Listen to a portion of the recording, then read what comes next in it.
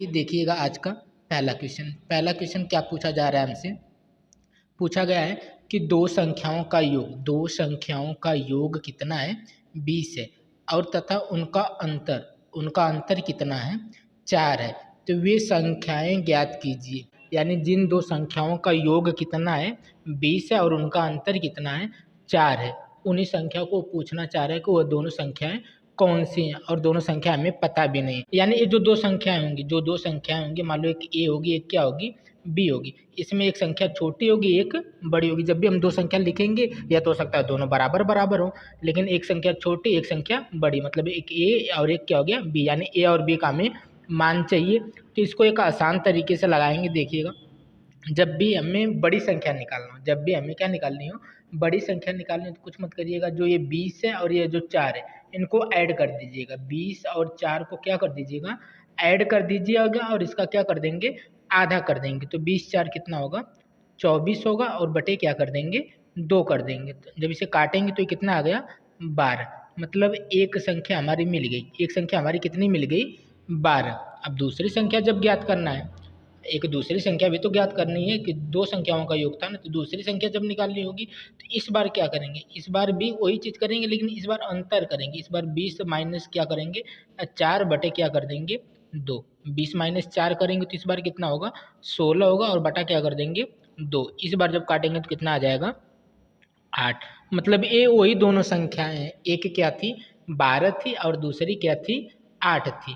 12 और 8 को जोड़ा था तो कितना बना था 20 और 12 और 8 का जब वो अंतर किया था तो कितना आया था 4 आया था। और वे संख्याएं ज्ञात करने के लिए कह रहा था। तो यही दोनों संख्याएं हैं। एक क्या हो गई 12 और दूसरी क्या हो गई 8। अगर इसमें कहता बड़ी संख्या क्या, तो बड़ी संख्या हम क्या बताते 12 और छोटी संख्या क्या बताते 8। इन्हीं दोनों संख्याओं का योग 20 आ रहा था और अंतर कितना आ रहा था 4। तो ये दोनों संख्याएं ज्ञात होंगी। तो ज्ञात करने का आसान तरीका यही था कि जब भी ऐसे पूछे जो दो संख्या दी रहेंगी ना, जो योगफल और अंतर दिया रहेगा उनको जोड़ेंगे और आधा करेंगे। जोड़कर आधा करेंगे तो बड़ी संख्या निकलती है और उनको अंतर करके अगर उन दोनों का क्या करें अंतर करके आधा करें तो छोटी संख्या निकलती है।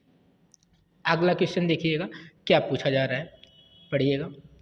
इसमें पूछा जा रहा है कि 1999 का होल स्क्वायर 1999 का होल स्क्वायर माइनस 1998 का होल स्क्वायर अगर हम करें तो बराबर में कितना आएगा, बराबर में कितना आएगा वही चीज़ बतानी है। यानी 1999 का वो कह रहा है कि आप 2 बार गुणा कर लीजिए और 1998 का भी 2 बार गुणा कर लीजिए। आपस में माइनस करके हमें बता दीजिए कितना आएगा। तो हम वैसे नहीं करेंगे, गुणा करेंगे फिर दोनों का अलग अलग गुणा निकालना फिर माइनस करना, ये कहीं ना कहीं एक बड़ा क्वेश्चन हो जाएगा। इसलिए इसको एक आसान तरीके से करेंगे। अब बस इतना करिएगा, इसको कितना मान लीजिएगा ए मान लीजिएगा।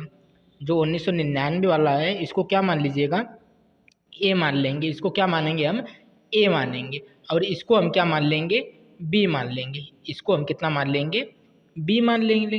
तो यह एक तरह का सूत्र बन गया। देखिए ए स्क्वायर माइनस बी स्क्वायर, ए स्क्वायर माइनस बी स्क्वायर का क्या बन गया ये फार्मूला बन गया।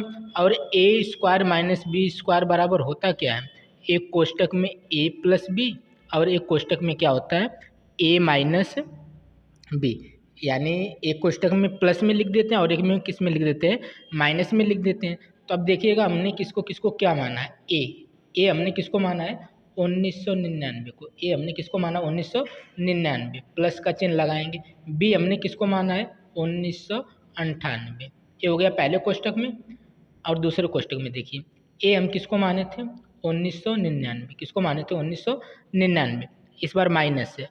और बी हमने किसको माना था 1998, किसको माना था 1998। 1999 माइनस 1998 करेंगे तो ये कितना आ गया एक आ गया। कितना आ गया एक आ गया।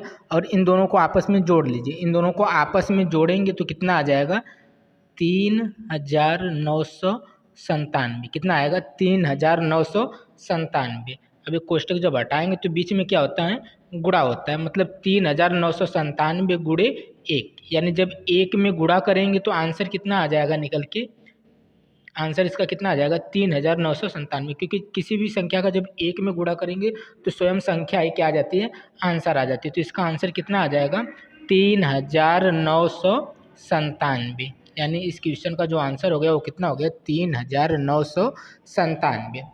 अगला क्वेश्चन देखिएगा, अगला क्वेश्चन देखिएगा क्या पूछा जा रहा है हमसे।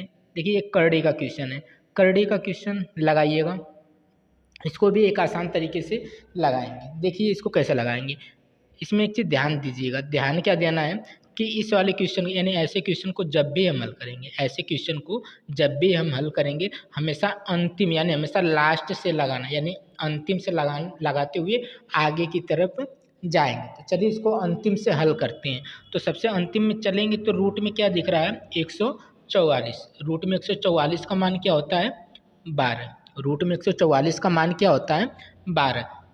इसके आगे प्लस लगा तो प्लस लगाइए, और रूट में कितना है 88, रूट में कितना है 88 है। अगर आप 88 और 12 को जोड़ देंगे, 88 और 12 को जोड़ देंगे तो रूट में कितना बन जाएगा 100 बन जाएगा, और रूट में 100 का मान कितना आ गया 10। यानी यहाँ तक अगर देखा जाए तो पूरा मान कितना हो गया 10। अरे रूट 88 था और इसका 12 मिला था तो 12 88 हमने जोड़ दिया, रूट में कितना हो गया 100 हो गया, मतलब यहाँ तक का मान कितना आ गया 10 आ गया। अब इस वाले 10 को इस अगले वाले में जोड़ देंगे, 159 में अगर 10 को जोड़ देंगे, 159 में अगर 10 को जोड़ देंगे तो कितना हो जाएगा 169 हो जाएगा।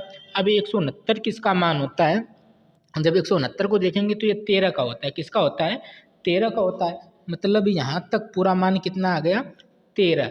अब ये जो 13 आया इस 13 को हम क्या करेंगे माइनस करना है, तो माइनस क्या कर देंगे, जो रूट में कितना है 413 माइनस कितना कर लेंगे 13, जब 413 में से 13 घटाएंगे तो रूट में कितना आ जाएगा 400, और रूट में 400 का मान क्या होता है 20, रूट में अगर 400 है तो इसका मान क्या होता है 20, यानी इसका आंसर कितना आ गया 20 आ गया।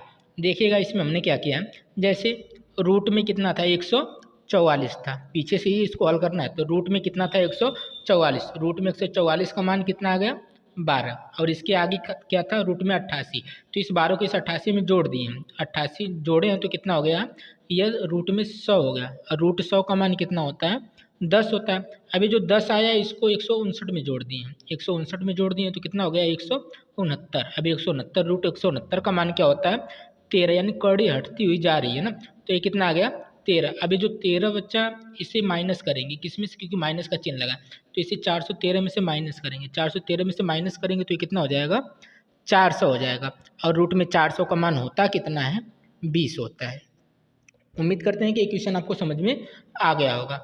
आइए देखते हैं आज का अगला क्वेश्चन। अगला क्वेश्चन देखिएगा क्या पूछा गया है, इसमें भी करड़ी का ही क्वेश्चन है, ये भी किसका क्वेश्चन है करड़ी का ही क्वेश्चन है, हल करिएगा इसको। देखिएगा इसको कैसा लगा, जब भी करड़ी लगातार चले और उसके अंदर सेम संख्या हो, जब भी करड़ी लगातार चले और उसके अंदर सेम अंक हो और वो अनंत तक जा रही हो, कहाँ तक जा रही हो अनंत तक जा रही हो, तो इसका क्वेश्चन यानी ऐसे क्वेश्चन को हम कैसे हल करेंगे। तो जो रूट में अंदर है, रूट में अंदर क्या है 6 है, अब 6 का कोई ऐसा फैक्टर करेंगे, ऐसा 2 फैक्टर करेंगे जिनके बीच का अंतर 1 हो, इसका जब फैक्टर करेंगे तो 2 और गुणे क्या आ जाएगा 3, 2 3 6 होगा और इनके बीच का अंतर कितना आ गया 1 है। हमेशा ऐसा ही फैक्टर खोजेंगे जिनके बीच का अंतर क्या हो 1 हो और जिसे गुणा करने पर 6 मिल जाए, यानी बीच वाली संख्या जो है वो मिल जाए। तो यानी कड़ी के अंदर क्या आ रहा था 6 आ रहा था, इसका हमने फैक्टर क्या कर लिया 2 गुणे 3, 2 3 6 और इनके बीच का अंतर भी कितना आ गया 1।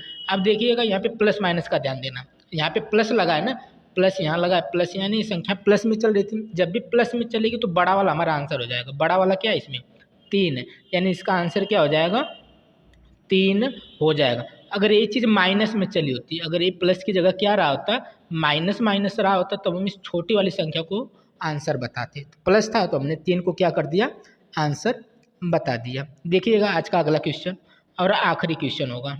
अगला क्वेश्चन देखिए, इसमें क्या पूछा गया इकाई अंक पूछा जा रहा है, इसमें हमसे क्या पूछा जा रहा है इकाई अंक को पूछा जा रहा है। देखिएगा इकाई अंक ज्ञात करना कि इकाई के अंक पे क्या आएगा। देखिए यह इकाई का अंक है, यह दहाई है और यह क्या है सैकड़ा है, इसमें भी यह इकाई है, यह दहाई है और ये क्या है सैकड़ा है, इसमें भी यह इकाई है और ये दहाई है और ये क्या है सैकड़ा है। तो हमें दहाई और सैकड़े से तो कोई काम नहीं, हमको पता है क्या करना है सिर्फ इकाई पता करना है, हमें क्या पता करना है सिर्फ इकाई पता करना है। तो सिर्फ इसमें का हम क्या लेंगे, इसमें का 3 लेंगे, इसमें का 4 लेंगे और इसमें का 2 लेंगे, क्योंकि सिर्फ हमें इकाई से काम है। तो इसमें का 2 लेंगे तो यहाँ पे 2 लिखिए, गुणे का चिन्ह गुणे लगा दीजिए। इसमें का 4 लेंगे तो यहाँ पे 4 लिख दीजिए। और इसमें से 3 लेंगे, कितना लेंगे? 3 लेंगे। तो इकाई के अंकों का आप आपस में क्या कर लेंगे? गुणा कर लेंगे। जब इनको आपस में गुणा किया जाएगा तो कितना आएगा? ये 4 दूना कितना होगा? 8 होगा, और 8 तरीके क्या हो गया? 24 हो गया। 8 तरीके कितना हो गया? 24 आ गया। इसमें भी अगर देखा जाए तो यह इकाई का अंक है और यह किसका अंक है? दहाई का अंक है। और हमें चाहिए क्या? इकाई का अंक। तो सिर्फ हम इकाई वाला लेंगे। जब इकाई वाला लेंगे तो हमारा आंसर कितना आ जाएगा? 4 आ जाएगा। यानी इसका आंसर कितना हो जाएगा? 4 हो